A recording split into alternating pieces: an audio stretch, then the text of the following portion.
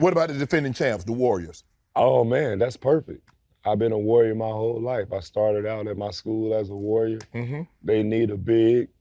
I know they have Kevon Looney, and I know they have the young boy Wiseman, but I'm Dwight Howard. Even in that situation, playing with all shooters like that, Steph, the way he get open with me setting screens, he's gonna get more wide open. Play the same way.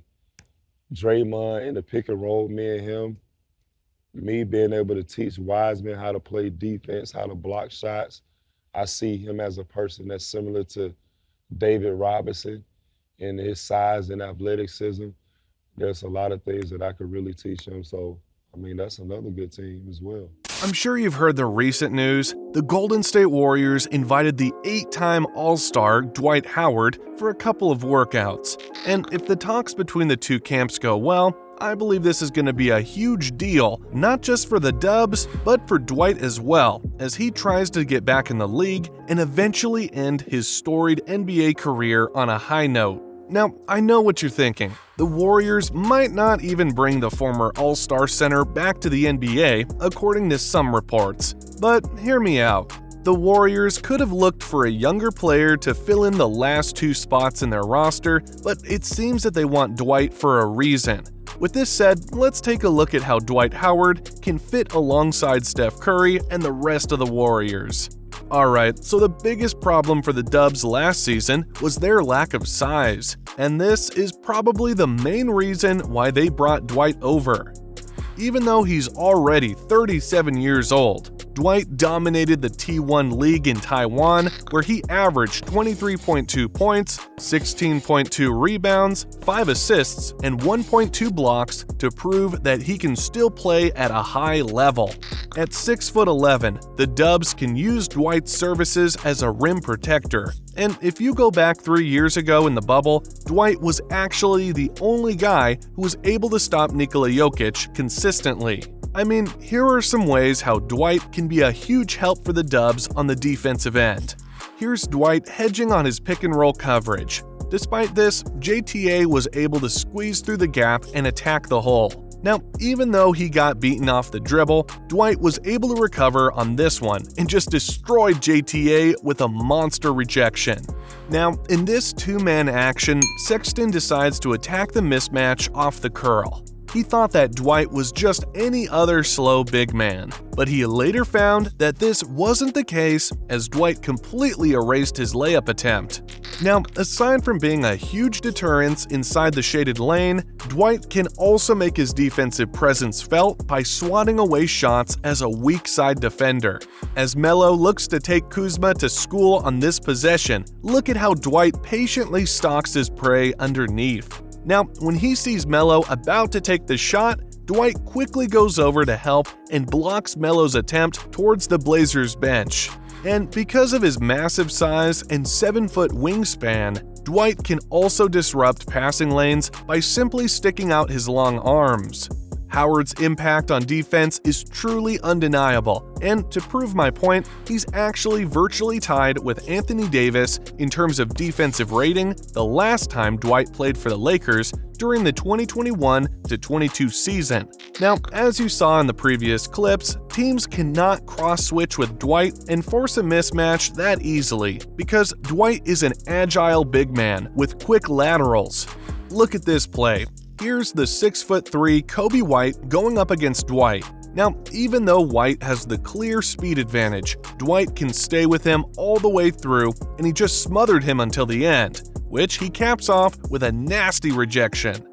The Warriors were 25th in the league last season in blocks. Meanwhile, Howard averaged nearly 3 blocks per game twice in his prime, and nearly 2 per game for his entire career.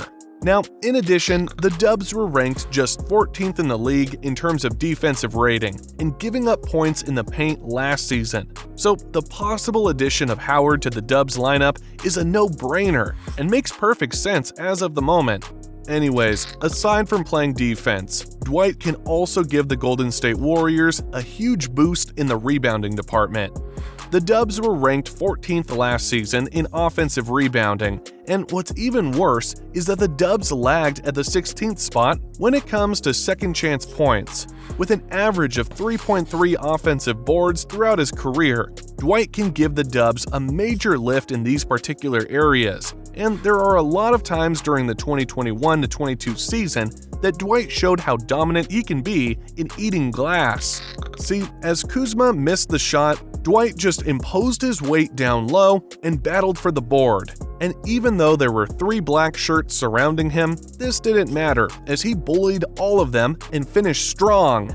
Now, in transition attacks, Howard also loves to do trail jobs. Here, after Braun missed the layup, Dwight is there to clean up his mess with authority. And since he's that big, undersized power forwards were having problems boxing him out. And in this play, Dwight just used his raw power to put it back in.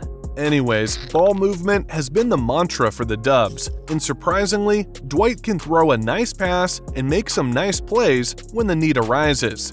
You can see right here that Dwight is positioned at the elbow. Now, as soon as Kuzma curls, Dwight sets a slight brush pick to free up Kuzma momentarily, and this allows Dwight to find Kuzma as he cuts to the rim.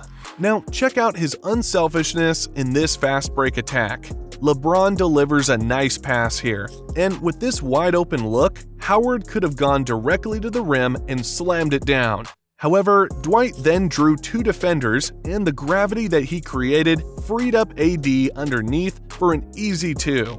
With the Dubs leading the league in points scored off screens, Dwight will surely have no problem blending with them as he tallied an average of 4.5 points in screen assists, and with his size and presence, the defenders of either Clay or Steph will definitely have a hard time hounding them because they always have to fight through the screen set by Dwight. Now, lastly, I think the addition of Dwight Howard can give the Dubs a legit front court threat that can score on the roll and on the block. See, here's the Lakers executing a Spain action. As Monk and Dwight engage in a 2-man game, Augustine sets a back pick to Dwight so he can roll to the rim.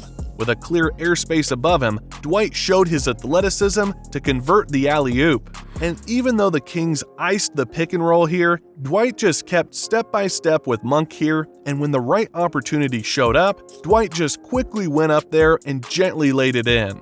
The Warriors were 3rd to last in the league when it comes to points in the paint with 44.9 a ball game.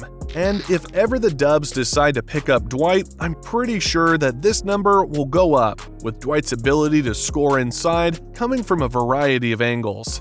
Even though he's not a dominant inside player like he once was, Howard still has the foot speed and agility to match up with the modern-day unicorns of the league.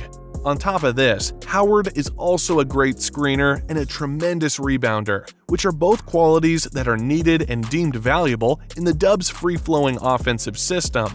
With all that said, I think that there's no question that Dwight would thrive with the Dubs as their backup center, and his size would definitely play a huge role in defending the premier big guys of the NBA, especially in the postseason. Let's just cross our fingers that this will happen, because if it does, there's a high chance that the Dubs are going to be back in title contention in no time.